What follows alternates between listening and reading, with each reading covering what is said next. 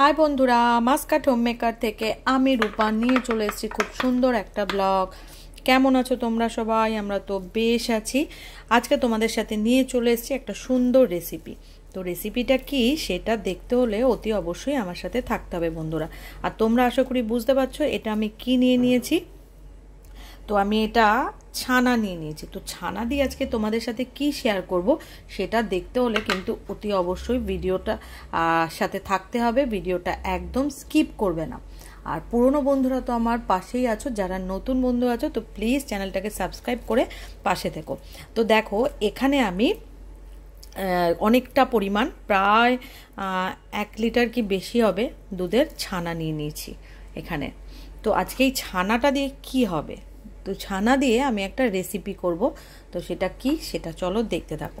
প্রথমে দেখো ছানাটাকে আমি জল ঝরিয়ে রেখেছিলাম। এখানে অনেক রকম দুধ পাওয়া যায়, একটা ফ্রেশ মিল্ক একদম, যেটা 2 থেকে 3 দিনের মধ্যে ওটার এক্সপায়ারি ডেট থাকে। আবার কিছু প্যাকেট দুধ থাকে, যেটা আমার কাছে অনেক সময় তোমরা দেখেছো রান্নার ক্ষেত্রে। তো সেই দুধটার যেমন ডেটটা একটু বেশি লং টাইম ধরে থাকে। তা এই ছানাটা যেই দুধে কাটিয়েছি এটা খুব কম সময় থাকে দেখেই। তো তার আগে হয়তো এটাকে দুধটা জাল দিয়ে নিতে হয়, আর নালে এটাকে ছানা কাটিয়ে ফেলতে হয়। তো আমি ছানাটা কেটে আগেই রেখে দিয়েছিলাম। তো চলো এরপর কি করি দেখে নাও। প্রথমে দেখো ছানাটা কিন্তু আমি জল ঝরিয়ে রেখে দিয়েছিলাম। এবার ছানাটাকে হাতের সাহায্যে বেশ ভালোভাবে এটাকে মিশিয়ে নেব। তার জন্য এর মধ্যে অ্যাড করে দিলাম কিছুটা পরিমাণ ঘি, আর দিয়ে দিলাম হাতের সাথে খুব ভালোভাবে ছানাটাকে এইভাবে মেখে নিতে হবে। তোমরা আশা করি বুঝতে পেরেই গেছো এইরকমভাবে ছানা দিয়ে যখন আমি কিছু করছি, নিশ্চয়ই ছানার কোনো রেসিপি বা মিষ্টি জাতীয় কোনো রেসিপি তোমাদের সাথে শেয়ার করব। ছানাটাকে দেখো খুব ভালোভাবে হাতের সাহায্যে এভাবে, আমি ভেবেছিলাম এর মধ্যে প্রথমে একটু আমি চিনি অ্যাড করব, কিন্তু এই মুহূর্তে আমি এখানে কোনো চিনি অ্যাড করছি না। আমি সেটা পরে রান্না করতে করতে তোমাদের সাথে দেখাবো। দেখো এইভাবে ছানাটাকে বেশ ভালোভাবে মেখে নিলাম। তো পরে এরপর কি করব চলো দেখতে থাকো। তারপর দেখো এখানে আমি ফ্রাইং প্যানটা বসিয়ে দিয়েছি। বসিয়ে এর মধ্যে একটু ঘি অ্যাড করে দিলাম।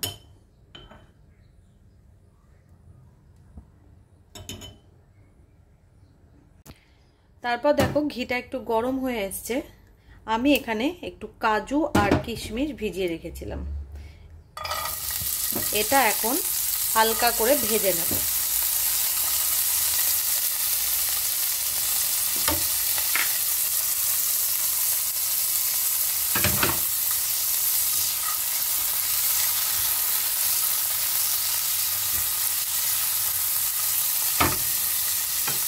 সাথে যে ছানাটা মেখে রেখেছিলাম সেটাও এর মধ্যে অ্যাড করে দিলাম।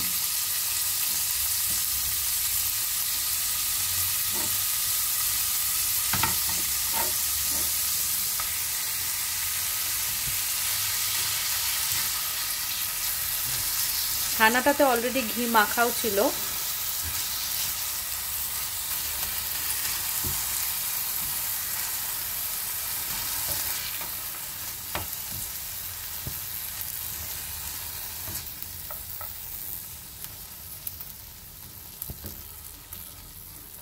দেখতে পাচ্ছ ছানাটাকে খুব ভালোভাবে কাজু কিশমিশের সাথে ভালোভাবে একটু নেড়ে চেড়ে নিচ্ছি।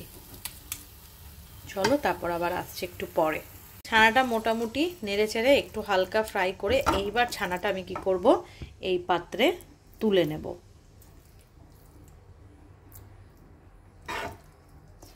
একদম ঘরোয়া পদ্ধতিতে একটা মিষ্টি রেসিপি তোমরাও বাড়িতে বানিয়ে দেখতে পারো, অসাধারণ লাগবে।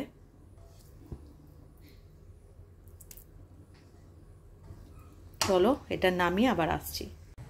তারপর দেখো ফ্রাইং প্যানে আমি এবার দিয়ে দেব পরিমাণ মতো দুধ।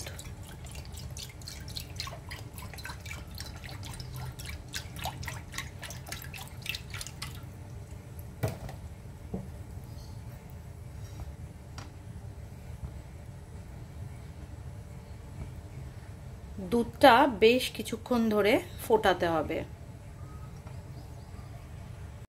এই পর্যায়ে এই মুহূর্তে এখানে অ্যাড করে দেব একটু এলাচের গুঁড়ো। তোমরা চাইলে এখানে যারা এলাচ ইউজ করবে না সেক্ষেত্রে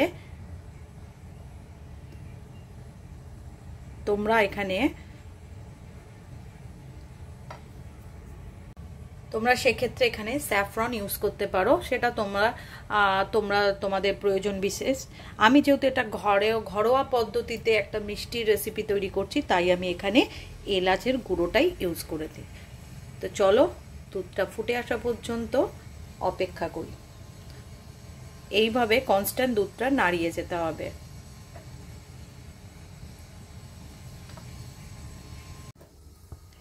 এখানে দেখো দুধটা বেশ আস্তে আস্তে ফুটে আসছে, তবে কনস্ট্যান্ট এরকম যেন নাড়িয়ে যেতে হবে।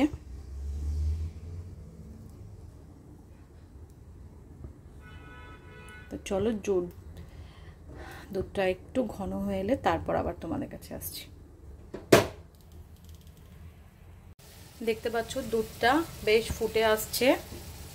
তোমাদের একটা জিনিস শেয়ার করি, আমরা যেখানে থাকি এই মাসকাটে কি বলতো সব কিছু এরকম ডেট ওয়াইজ আমাদের জিনিস কিনতে লাগে, ওগুলো তার মধ্যে ইউজ করতে লাগে।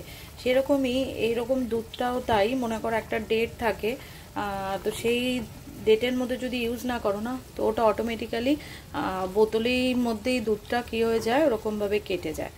তো সেক্ষেত্রে আমরা কি করি, ওটাকে ভালো করে জাল দিয়ে ভালো করে ছানাটা কাটিয়ে আমরা খাওয়ার জন্য ইউজ করি। তো আজকে ভাবলাম, তো যেহেতু আমি ছানাটা আগে থেকেই কাটিয়ে রেখেছি, তো তার জন্য তোমাদের সাথে আর শেয়ার করা হয়নি। তো ভাবলাম ছানাটা যখন কাটানোই আছে, তা আজকে তোমাদের কাছে ঘরোয়া পদ্ধতিতে কিভাবে ছানার পায়েস তৈরি করবে খুব কম সংখ্যক উপকরণ দিয়ে, তো সেটাই আজকে শেয়ার করছি।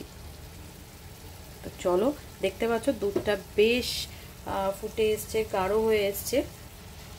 এরপরে আমি এতে কি ইউজ করব চলো দেখে নিই। দেখতে পাচ্ছ বেশ ভালোভাবে ফুটে এসছে।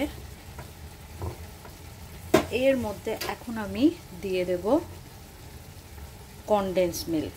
আমি কিন্তু এখনো কোনো রকম এর মধ্যে চিনি ইউজ করিনি, কারণ কনডেন্স মিল্ক মানেই এটা মিল্ক মেড, জানো এর মধ্যে যথেষ্ট মিষ্টি এর মধ্যে মিক্স করা থাকে। তো এর জন্য আমি এখনো এর মধ্যে কোনো রকম চিনি অ্যাড করিনি।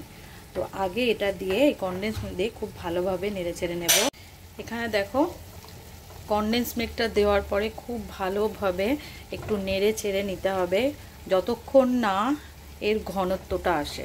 আমি কিন্তু কোনো রকম এখনও চিনি ইউজ করিনি, কারণ আগেই বললাম এর মধ্যে যথেষ্ট মানে মিষ্টি থাকে এই কনডেন্স মিল্কগুলো। তো চলো একটু ভালোভাবে নেড়ে চেড়ে যতক্ষণ না গাঢ় হয় তারপর আবার আসছি। ফাইনালি দেখো দুধটা অনেকক্ষণ ধরে ফুটিয়ে আসার পর দেখছো যথেষ্ট গাঢ় হয়ে গেছে। এরপর আমি এর মধ্যে ছানাটা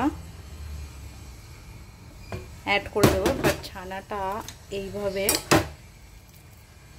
থালার মধ্যে চিপকে আছে, তাই আমি চামচের সাহায্যে ছানাটা অ্যাড করে দিলাম। এই সময় ফ্লেমটাকে একটু আস্তে করে দিলাম।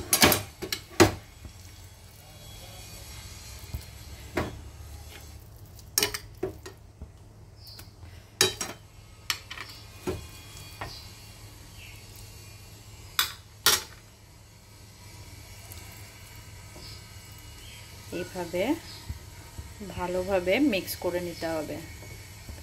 তো চলো আবার একটু পরে তোমাদের কাছে আসছি। ছানাটাকে খুব ভালোভাবে দুধের সাথে মিশিয়ে নিতে হবে। তোমরা চাইলে ছানাগুলোকে ভেঙেও দিতে পারো, কে একদম স্ম্যাশ করে দিয়ে একটু ভালোভাবে ফুটিয়ে নিতে হবে। তো চলো ছানাটা ফুটে এলে তারপর আবার তোমাদের কাছে আসছি। ছানার পায়েস আমার একদম রেডি। তোমরা জানো এখন রমজান মাস চলছে, ঈদ উপলক্ষে এই ধরনের মিষ্টি রেসিপি তোমরা বাড়িতে ট্রাই করতে পারো, চট জলদি বানিয়ে ফেলতে পারো ঈদ স্পেশাল ছানার পায়েস। কেমন লাগলো অতি অবশ্যই জানিও। এই হোমমেড ছানার পায়েস। ফাইনালি ঈদ স্পেশাল ছানার পায়েস আমার একদম রেডি। তো এই মুহূর্তে আমি আলমন্ড, কাজু, কিশমিশ সব দিয়ে একটু গার্নিশ করে নেব। তো বন্ধুরা, তোমাদের কেমন লাগলো আজকে ঈদ স্পেশাল? রমজান মাস চলছে, খুব চটজলদি এই ধরনের মিষ্টি রেসিপি কেমন লাগলো তোমাদের অতি অবশ্যই জানিও বন্ধুরা। তো যদি ভিডিওটা ভালো লেগে থাকে, ব্লগটা ছেড়ে যাওয়ার আগে like, comment, share and subscribe করতে একদম ভুলো না। Thank you for watching. Tata.